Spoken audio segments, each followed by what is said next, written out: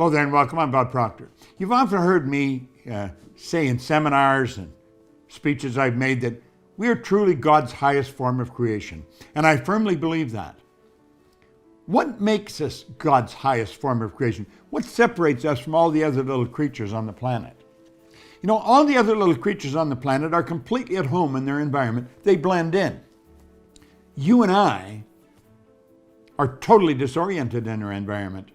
And that is because we've been given the mental faculties to create our own environment. We are truly creative beings. We have perception, the will, reason, imagination, memory, and intuition. 6 higher faculties. We have memory. There's no such thing as a bad memory. Everyone has a perfect memory. Going by Harry Lorraine and Jerry Lucas's book, The Memory Book, you can develop your memory to a phenomenal degree. Everyone has a perfect memory. Most of them have weak memories. Perception. It's how you see things. We know that our perception is our reality. Let's suppose I have a problem. I'll tell you what I do. I take and I write the problem out as clear as I possibly can. I write it out in such a way that if I give it to you, you'd be seeing it exactly the way I'm seeing it. I'll put it in the middle of a table, and then I'll sit and I'll look at it, and I'll say, now, is that problem in me or is it on the paper? And I work at it until I get it on the paper and get it out of me. Then I'm looking at the situation, the problem, as a challenge. It's something that I can look at objectively as a stranger might. And I'll go and I'll sit the other side of the table. I'll physically move and I'll say, how would Napoleon Hill look at this? And I would attempt to get in Hill's energy and get his perception of it. Then I may go sit at another place on the table and I do the same thing. And I might say, how would Thomas Edison look at this? Then I might go and sit at another place and say, how would Henry Ford look at this? And I would mentally look at it and think, if I were them, how would I look at this? I guarantee you, you'll see the opportunity in the problem. That's how you solve it. That's how you use perception. You change, I like the way our good friend Wayne Dyer used to put it. He said, when you change the way you look at something, what you look at changes. Then you have the will.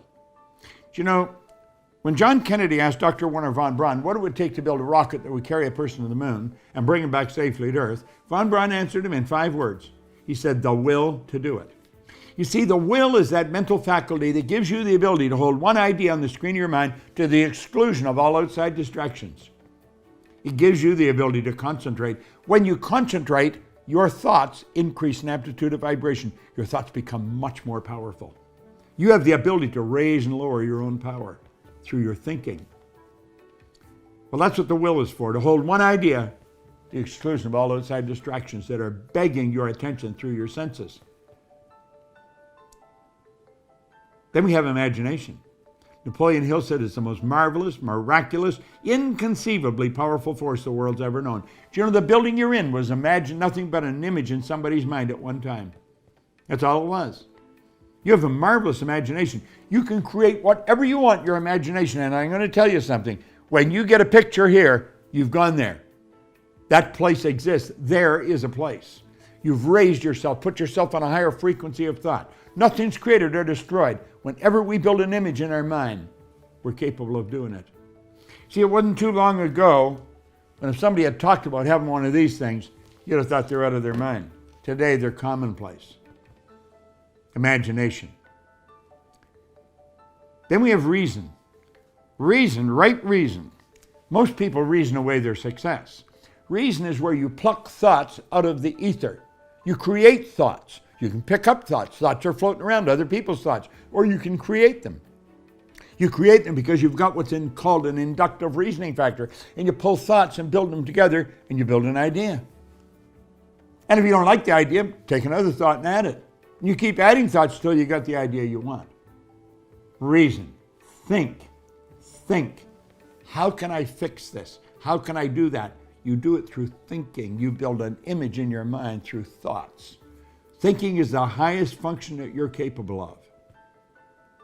I like the way Anderson put it. He said, when we fully realize that thought causes all, we'll know there's never any limits that we ourselves do not impose. And you have intuition. Intuition is that marvelous mental faculty that gives us the conscious ability to pick up vibration, pick up another person's thoughts, to read their energy. Person's a mass of energy and a high speed of vibration. That's really what they are. And you can pick up their energy and you can read it. You can tell what's going on. Intuition is God's way of talking to you. That's where the universe, you pick up the vibrations and you can feel it. It's a marvelous, marvelous tool.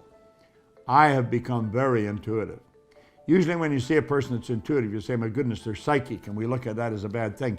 Everyone's psychic. Psyche is the Greek word for mind. You have a marvelous mind. But understand this, the mind is perfect. It can never be damaged. The idea there's mental retardation is a misnomer. Your mind is perfect. It's a matter of developing it. So you have perception, the will, reason, imagination, memory, and intuition. There you have it. They're higher faculties.